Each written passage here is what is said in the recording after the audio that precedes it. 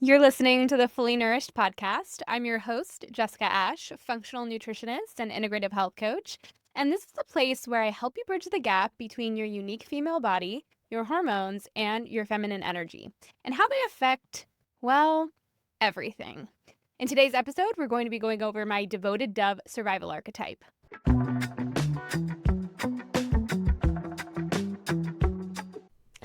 Listen up, dolls. You know, if you've been a longtime listener, you know that I've got a bone to pick with the modern feminist movement.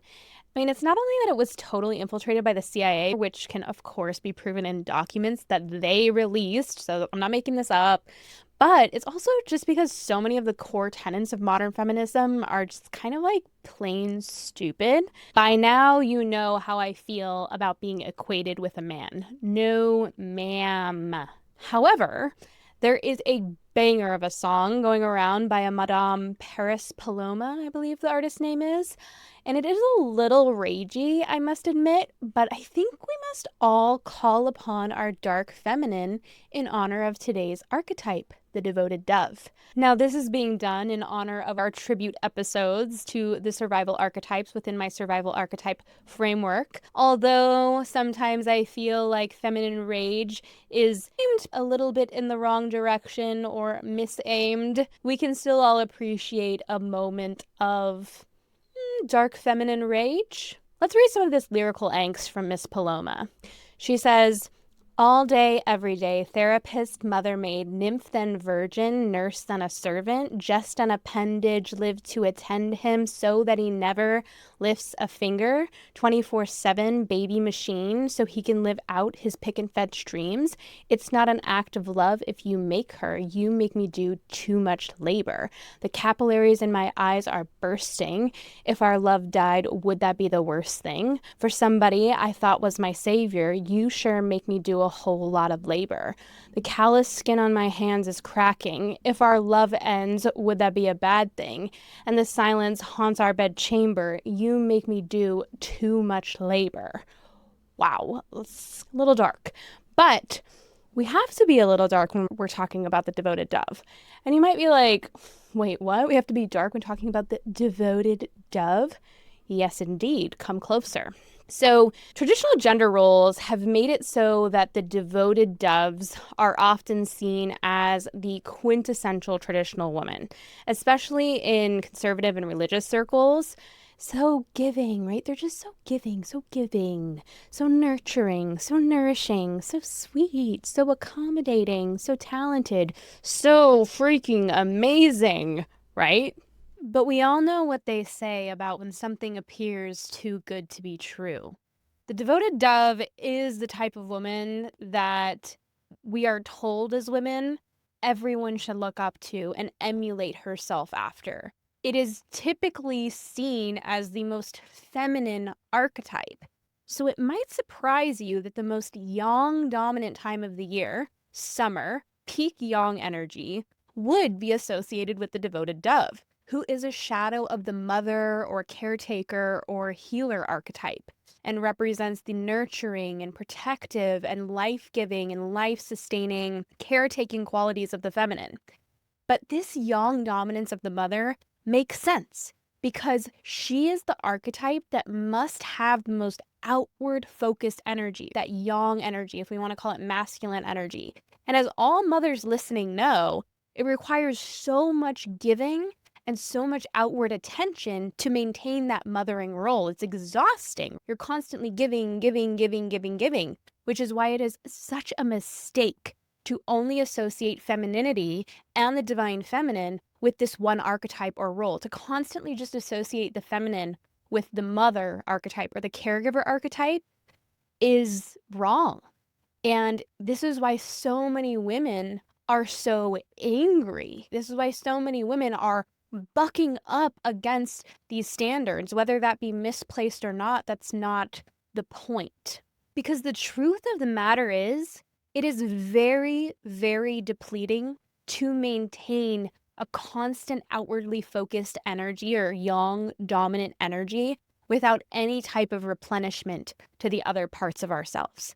This is why traditionally we never mothered alone. We mothered alongside other mothers. So when we needed a break, when we needed to step out or to focus on something else, there were other women to caretake the children or take the children away for a little while or even breastfeed, right?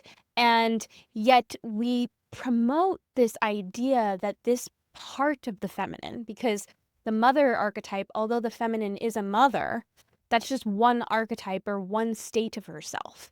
And if we confuse femininity with simply being only a mother, we are instantly depleting ourselves. There are more aspects and there are more parts of the cycle of being within feminine energy. So let's get a little bit more into this. If we think of the devoted dove as being associated with the season of summer, and think back to summer, it was just a few months ago, that energy that's peaking during that time, right? You have a lot more energy from the sun, you're being charged, but that type of energy, that type of go, go, go, go, go, it's possible during that time, but it's not possible all year long, right? There's something that comes with autumn and winter and spring that is very different than summer energy. And we can think of our internal summer as ovulation, right? Ovulation is our internal summer. It's a short part of our cycle. It's the most energetically intensive time of our cycle. It's our peak yang time, right? It's where all of the energy of our cycle and our hormones are kind of culminating to support fertility and a possible conception. So this is the time when estrogen and oxytocin are peaking to promote bonding. Progesterone is starting to rise, right? The formation of the corpus luteum has begun right after ovulation occurs. And so progesterone is starting to rise. And then we have testosterone at its very highest during this time. And that increases motivation and libido, right? And drive. And this is why I consider the mother archetype to be one of the most masculine archetypes, because it does require this kind of peak energy. And as most mothers listening know, it can be really hard to get yourself out of that mother role and kind of soften. When you start to like pull yourself back a little bit and get reconnected to your maiden or your wild woman, you might realize like, oh my gosh, I've been in this kind of definitely like more forceful, more protective, more a little bit energetically masculine or hormonally masculine role as a mother, and it can affect our relationships as well. The cliche of the mama bear really sticks here. But like I touched on before, you can't maintain it forever. It's not meant to be sustained forever. We couldn't ovulate all cycle long, just like we can't maintain this outward focused giving energy all cycle long in all areas of our life. We have to be very picky and choosy with where we spend our energy as women, especially at certain parts of our cycle. And so because of this peak energy, the mother archetype has quite the dark side, and it can quickly become a devouring force that destroys itself, first and foremost, and everything around it. Because of the power of the mother archetype, it can actually be one of the most destructive and manipulative archetypes. And I know the name devoted dove can kind of mislead you, but do not let a devoted dove's sweet and often accommodating exterior and people-pleasing nature fool you. There is often a torrential downpour of rage, resentment, and sometimes even toddler-like defiance, like the, I just want to like cross my arms and put my feet on the ground and like say no. Like that kind of energy, sometimes just simmering right beneath the surface of a devoted dove. Although I call the survival archetype of the mother the devoted dove, her devotion is a compulsion to please. And that's kind of dark, right? This is why there's a little theme of darkness going on. It's perfect because I'm right about to start my bleed, so I love a little darkness around this time. But the devoted dove's devotion and compulsion is to please other people and make them feel a certain way so she feels a certain way. And this can often come at the expense of herself. And it often feels like a self-devouring prison for the devoted dove. And it can lead her to behave in ways that are sometimes very dark, right? Sometimes it's just dissolution, right? She's just haggard. She's just the martyr. She's expending all of her energy on others. She's the caretaker of everyone else. But that can also look like being possessive and controlling because she's terrified of losing her connections and relationships. It can also mean she's contorting herself to be really manipulative of other people's emotions and often, of course, neglectful of herself, making her feel like her only worth is in how others perceive her. And so she starts to become this dancing monkey of what do other people, it's like this guessing game. What do other people want of me? I will contort myself into that. What do other people want of me? I will contort myself into that. Until you forget who you really are. You don't even really know what you want. You're not connected to your wants and desires anymore. You're not connected to your sense of self. You and your inner compass must get reacquainted because there's been a disconnect there. So the classic sign of being devoted dove dominant is, instead of being able to move through life with a strong sense of self, knowing your own boundaries, your own capacity, and standing very confident and firm in that, you are a self-proclaimed martyr. You have become a yes woman. You say yes to everything, even when you mean no. You continuously overgive. You spend so much of your energy people pleasing, getting into other people's heads, trying to guess what they think of you, going out of your way to be overly accommodating, prioritizing other people's needs and feelings, often leaving you to put yourself last and neglect your own needs, or sometimes also feeling like if you can't control a situation or you can't control your own image to other people, you just want to remove yourself from the situation to avoid conflict.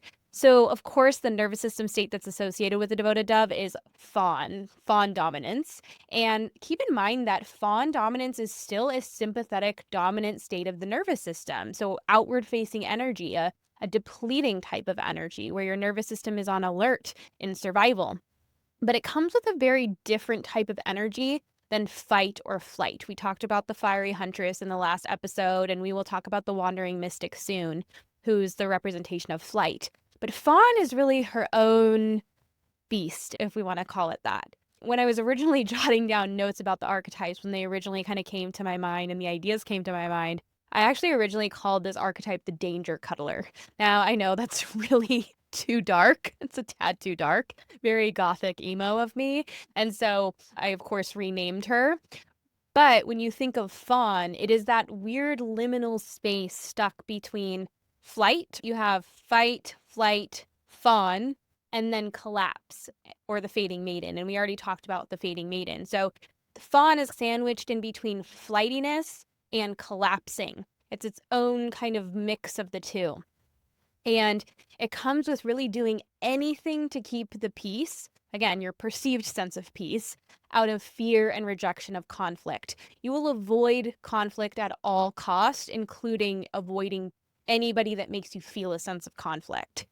As we touched on, being in a fawn state is actually a very depleting state. Denying your own needs is very depleting. It's a depleting state to be stuck in, especially when there is this compulsive need to people please. If your body has learned to survive by completely dissolving your boundaries and your sense of self-preservation, this often comes at the expense of disconnecting from your own anger and your own rage, since anger is the emotion that lets us know that a boundary is being crossed. So when we start to disconnect from our anger and disconnect from our rage, and we don't even realize what we're feeling is rage, that's when we start to feel physical symptoms. A lot of devoted doves that I have interacted with, as they start to become more connected to themselves, are actually shocked to learn that what they are feeling, whether that be some of their physical symptoms like gut upset or feeling that they would classify as anxiety, is actually anger. Wow. Because a devoted dove system has learned to be hypersensitized to others' needs to survive, right? And this is a very natural survival skill, and it's very dominant for women because we are the more vulnerable sex, and to be kicked out by the tribe would mean to be on our own, to survive on our own, right? And we are the more vulnerable sex, and so that would be very dangerous. And so we already are very naturally shapeshifters who will contort ourselves to be liked and to be accepted. And then you add this learned survival skill on top of this, the survival archetype on top of this, and it can definitely make it so much worse. Like I said, it's like a self-inflicted prison almost. And a lot of devoted doves, because their system has learned to be so hypersensitized to other people's needs and prioritize those outward inputs into their nervous system from others and use them as cues for safety and approval, devoted doves often have a hard time even seeing themselves clearly or knowing what their own needs are. And they often try to seek to view themselves through the lens of other people's eyes. And they look outwardly for cues signaling that they are safe.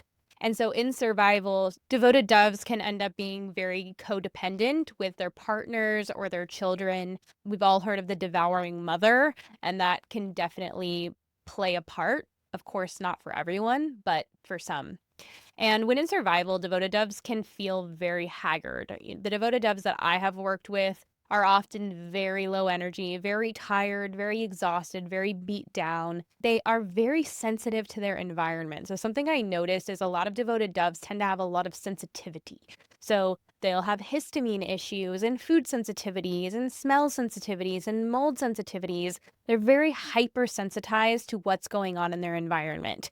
They can also have detoxification issues and gut issues, especially sporadic issues like IBS. They tend to have a lot of adrenal issues. Their cortisol is typically pretty elevated because they are sympathetic dominant due to chronic stress. They can sometimes be very estrogen dominant. This, of course, can lead to PMS and mood swings and heavy periods.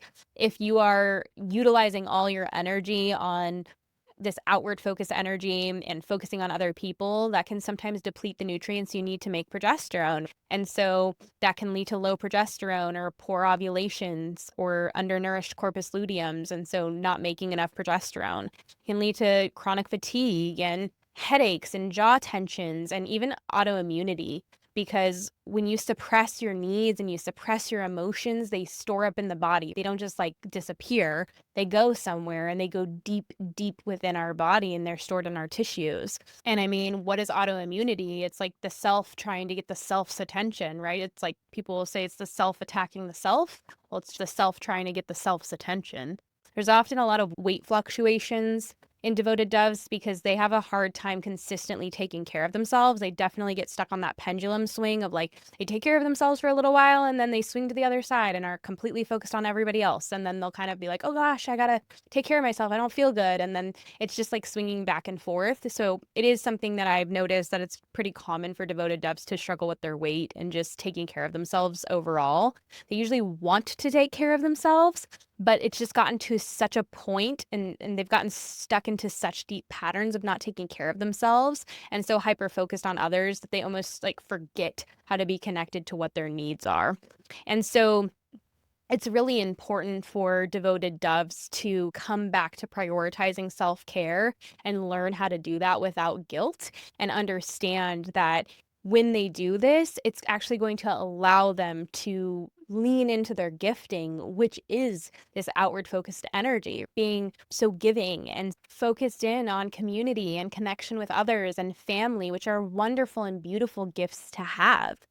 Another thing to keep in mind with devoted doves is that because your inner world often revolves around how others see you, your blind spot emotionally is believing that your worth comes from self-abandonment or self-sacrifice, that you can only give to others through those things. That, of course, is a lie, right? You don't have to absorb other people's emotions. You don't have to absorb other people's stress. This mindset is going to keep you stuck in an overgiving place, and it's going to also block you from seeing that your worth is inherent. You are worth it because you are. And a part of healing for the devoted dove from an energetic perspective is that when you're in this shadow archetype or this survival archetype of the mother, the devoted dove is often in her wounded feminine. So the wounded feminine is very soft and very receptive. She's almost too open, right? Her boundaries are esoteric. They're not really very clear. And when you're in your wounded feminine, your heart is just blown open, but to too much, overextended and self-sacrificing. And so when you are leaning into this archetype, it is a very yang energy. It is a very almost masculine giving state. And so you do need these strong boundaries or frameworks that the masculine is going to give you to protect yourself from over giving. It's okay to give, but it's not okay to over give. You don't want to spend all of your energy or 150% of your energy so there's negative energy left over for you. So healing is going to require reestablishing your relationship with a healthy masculine, that protective energy, as much as it is going to be reconnecting with your empowered feminine or your dark feminine. And I will warn you, if this is something that you are actively working on and working through, get ready to rock the boat. Because devoted doves are so good at manipulating relationships and situations emotionally, this can actually sometimes lead you to being a little bit inauthentic or even untruthful in your relationships. Not intentionally, but when you do start to heal and speak up for yourself, it might be surprising when you start to realize that your community begins to shift dramatically as you start showing up for yourself and showing up as your raw, real self and demanding that your needs are a priority. To me, I would put it like it's the social equivalent of faking an orgasm and then just deciding that you're no longer going to fake an orgasm anymore. And that is what I'm talking about. It can really rock the boat, and some people don't like it. And sometimes it can reveal exactly who your real friends are, who actually cares about your well-being or who's just using you. And that can sometimes be something that is very wounding to a devoted dove as she heals, but it's so powerful and so healing. I know it doesn't feel like it, but you are so safe to stand your ground in the face of conflict, to hold your boundaries. You're safe to say no. You're safe when you say no. It's going to be okay. And when you start taking care of yourself and when you start to prioritize your own self-care and really work on that guilt that comes along with it, and you learn to create those strong boundaries with not only your energy, but also your time, you will learn that nourishing yourself actually allows you to nourish others more effectively, more authentically, and it will feel freeing to you. You will be out of that prison where you can actually show up where you want to, not what you feel like you have to out of obligation. And so remember, for every archetype, it's learning how to lean into the energetics of your cycle, those ebbs and flows, without swinging so far into one direction at your most yang dominant times, which will then swing you to the opposite end of the pendulum in your most yin dominant times, right? You keep a little bit of energy for yourself. It's like the chocolate bar that you keep hidden away from all the other chocolate bars so that you have a secret stash that your husband can't eat. Like, that's exactly how I feel about our energy. There always has to be a little bit left over for us, like hidden and left over for us. And this keeps us out of that exhausting back and forth where we give 110% all the time, and then we have to have like negative 110% to recover and recuperate and recharge our batteries. And this is what actually makes us feel like we lack stability and consistency and safety and equilibrium. And that's actually what we're seeking. When we're doing all this scrolling and trying all these health tips and tricks, we're actually looking for safety and stability and consistency and things that are actually going to nourish us and ground us. But we just keep falling for these things that are not meeting us where we're at and meeting our needs where we're at. And so it is going to require awareness. It's going to require self-respect, learning how to uphold your needs and your boundaries, and getting connected to the wisdom of your anger. But I know you can do it. Cheers to the dark feminine.